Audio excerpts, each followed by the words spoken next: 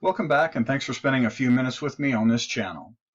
In this third video in the series, you're going to gain a new overall and external perspective of the Bible.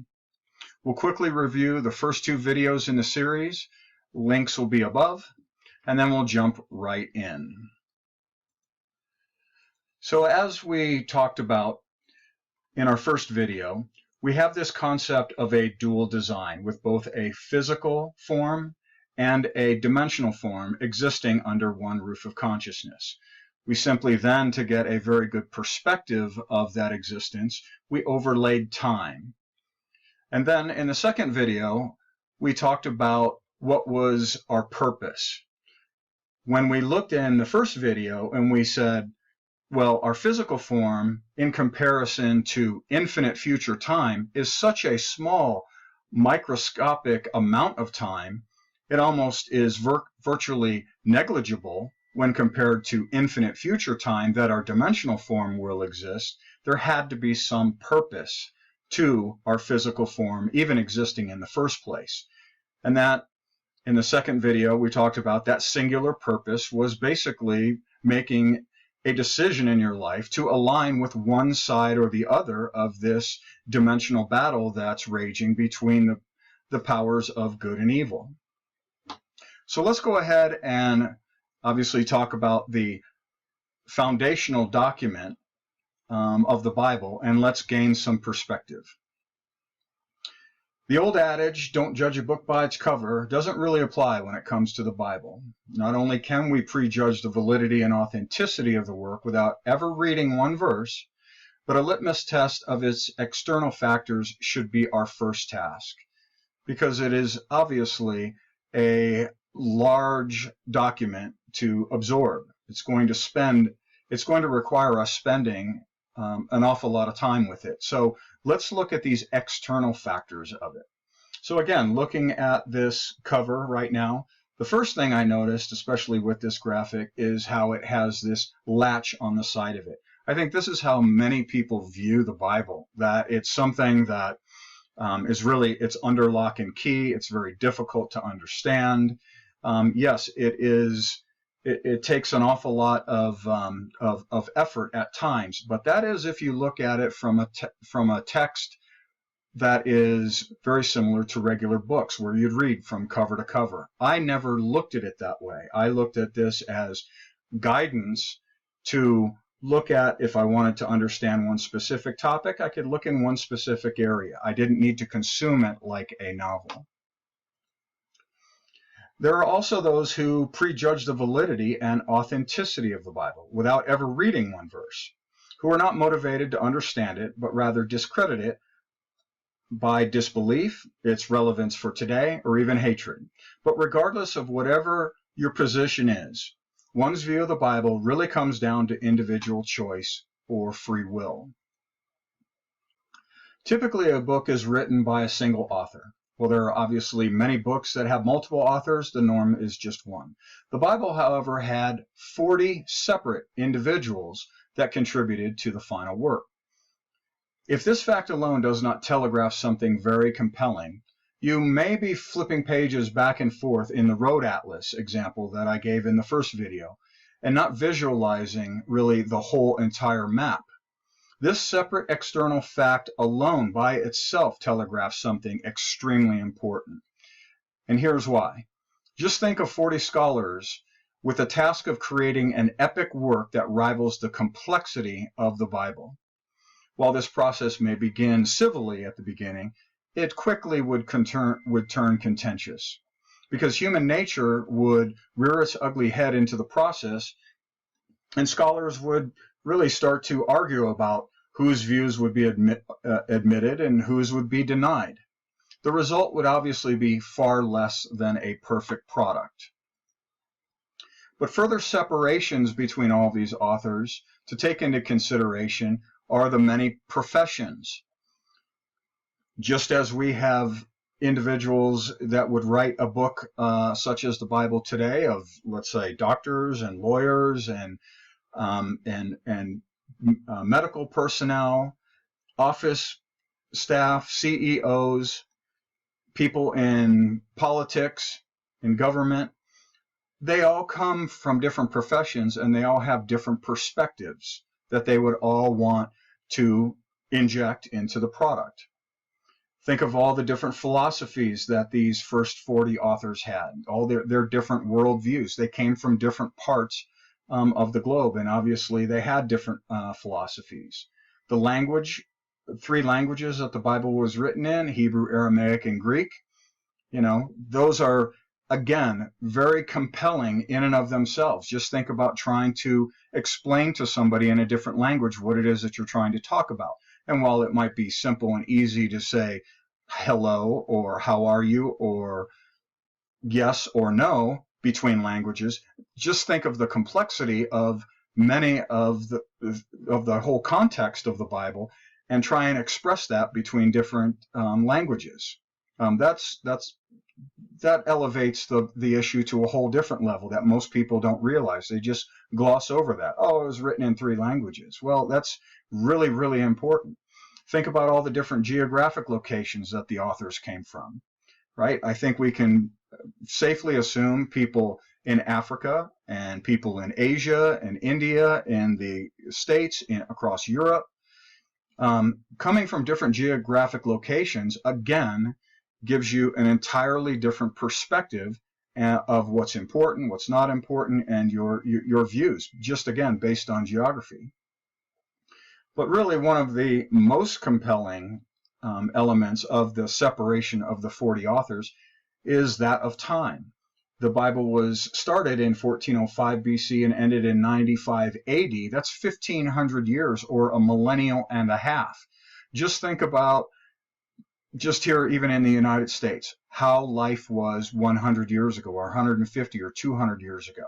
I mean, we didn't have automobiles, technology that we have today. Just think of how our perspectives would be very, very different. Now multiply that by a millennial and a half. That's incredible that these authors, while separated with professions, philosophies, languages, geographic location, and time, when this whole work came together, it seemed to be very, very cohesive. But let me give you a tearful analogy. Take an onion and go ahead and cut it for the 40 different professions or the many different professions that the original authors, the 40 authors, had. Then turn it and slice it for all the different philosophies or worldviews that they had. Turn it and slice it again for all the geographic locations. And then turn it and slice it one more time for the 1,500 years between when the Bible was started and when it was ended. Now let me ask you a question. With all of this separation, why is it that the Bible seems as though it was never ever separated and it's in its whole? That's because the 40 authors were inspired what to write. Now, while many people flatly deny the very notion that God was the ultimate author of the Bible, there is one fact that simply can't be ignored or denied, and that's the concept of prophecy. I personally like to call it future historical events. I like to simplify terms down to actually what they mean. So a future historical event is talking about something in a historical manner that actually is going to happen in the future. We obviously know that humans cannot predict or even one micro moment forward in time. But can you imagine if we could, right? Obviously there wouldn't be any sporting events, right? We'd all know who won before we even attended. Everyone would win the lottery every time they played. And there would certainly not be a need for meteorologists. Actually, I don't see a need for weathermen right now. But to prove this, just take a coin out of your pocket and flip it, calling heads or tails. While each toss of the coin accounts for only a 50% probability you will be correct, it really only amounts to nothing more than a guess. It is through this simple understanding, obviously, this perspective of our limitation, that we become compelled to at least consider a very real possibility of divine authorship. Again, thinking about future historical events, let me give you another analogy. What if I could tell you today the close of tomorrow's Dow Jones Industrial Average and be specific to the exact decimal? when 4 p.m. Eastern time rolled around tomorrow and the market closed and I was right to the exact decimal place, you would say, good guess. What if I was right for an entire week? What if I was right for an entire month? Right? After a certain amount of time, you would start to say, okay, you obviously know how to look into the future and see what the close will be. So the truth is simply this with the Bible. There are so many future historical events documented prior to them actually happening. It would equate to me telling you the close of the Dow Jones Industrial Average to the exact decimal for almost 10 years straight. One final issue, the issue of inconsistencies, contradictions, and errors within the Bible. The claim is this: due to their interpretation of an alleged mistake, God could not have authored the Bible because he is omniscient. He knows everything. Where he could have easily inspired the subordinate 40 writers or authors to more accurately document their specific contribution, thus eliminating all inconsistencies, contradiction, and errors. It's a good argument on its face, but let me show you why it's flawed. Many of you have seen this graphic. If you haven't, what this represents is the textual cross-references in the Bible. Along the bottom there, you'll see each one of the books of the Bible and each one of the verses. What you're seeing arched between them are connections or cross-references, both forward and backward in the text of the Bible. In fact, when you actually read a Bible, you'll typically see right down the middle of a page, it will actually have all the cross-references listed. It'll have part of the text on the right, part of the text on the left, and then in the middle, it gives you a cross-reference of where that specific verse is cross-referenced in other places in the Bible. This happens both in a forward manner and a rearward manner. Well, individuals that claim that the Bible has errors created their own graphic. Gee, I wonder where they got the idea. And what they said was that, oh, no, there are 439, at least at the time of when I grabbed this, 439 alleged contradictions. To them, they're contradictions, they're errors, they're omissions, they're whatever they are. I call them alleged contradictions.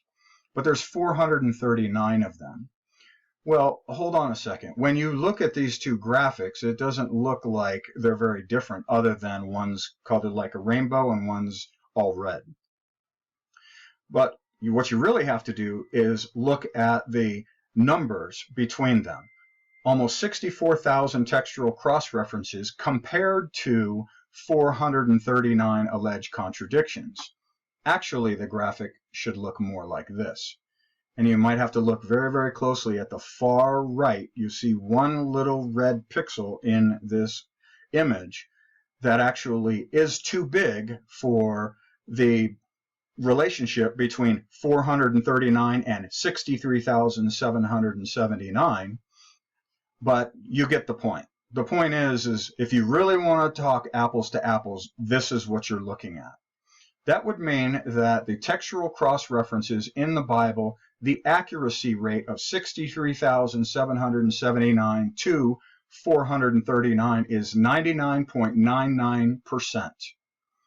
That would mean that the error rate that they're alleging, the 439 to 63,779, would have an error rate of 0.01%. It's actually less than that, but I rounded it up. Here's what it really means. It means that the textual cross-references in the Bible are 99.9% right, and the alleged contradictions would be 99.99% wrong when you put the two of them together, side by side, looking at apples to apples. And here's something else to note, is that as you see all the textual cross-references, they're in the rainbow diagram on the left. When the Bible was put together, again, over centuries, millennials, and then when it was finally all the books then combined, if these cross-references both forward to books and from books rearward into other books, if there was something missing, it would clearly be telegraphed in this. In other words, there would be cross-references that would reference something that wasn't there. And all of a sudden, we could look at the Bible and say, wait a minute, something's not complete. There's not a book that's supposed to, there's a book that's supposed to be in here, but it's not here. There's cross-references that should reference to it, but they're missing. But as you can see, it's totally complete as far as forward and backward cross-references. But what if the author purposely injected this alleged limited amount, 439, of perceived errors? If the Bible appeared completely error-free, especially after centuries of inspection and modern technological advancements, not at the disposal of the original authors, which have proven, verified, and discovered numerous issues, this would prove the authenticity or authorship debate without question, right? It would become self-evident that God actually did inspire it. This would be similar to 1 + 1 = 2. No one would argue with it. At some point, just like the Dow Jones Industrial Average analogy that I just gave you, right? At some point, humans would fully accept divine authorship, and anyone who disagreed with that perspective would simply be seen as somebody saying, no, 1 + 1 doesn't equal 2, it equals 3, right? They would be looked on as very foolish, and no one would give them a second thought. More importantly, if no possibility existed of a perceived error in over 31,000 verses and over 788,000 words, the entire concept of faith would technically be wiped from existence. On the other hand, however, if God instructed these 40 men to inject a controlled amount, 439, let's say, of potential errors, then the reader would be forced to decide divine authorship for themselves. This would subsequently reveal what is truly in a person's heart. Therefore, the Bible must appear to contain errors. Why? Because if one genuinely looks to the Bible for honest and truthful answers, they will obtain the knowledge they seek through faith, regardless of any alleged inconsistency. And for those who diligently look for errors to discredit the authenticity, they too will obtain the answer they seek through disbelief, regardless of the unparalleled consistency throughout the Bible, which, by the way, happens to be the most accurate book on the face of the planet. But either way, everyone's true intentions are revealed.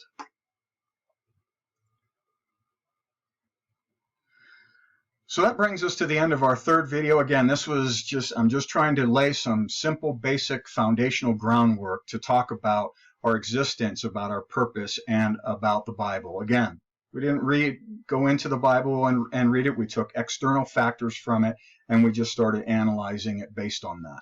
But I think there's a compelling amount of evidence that the Bible is really something that we should take a look at. Tomorrow we'll wrap everything up in a final video in this series.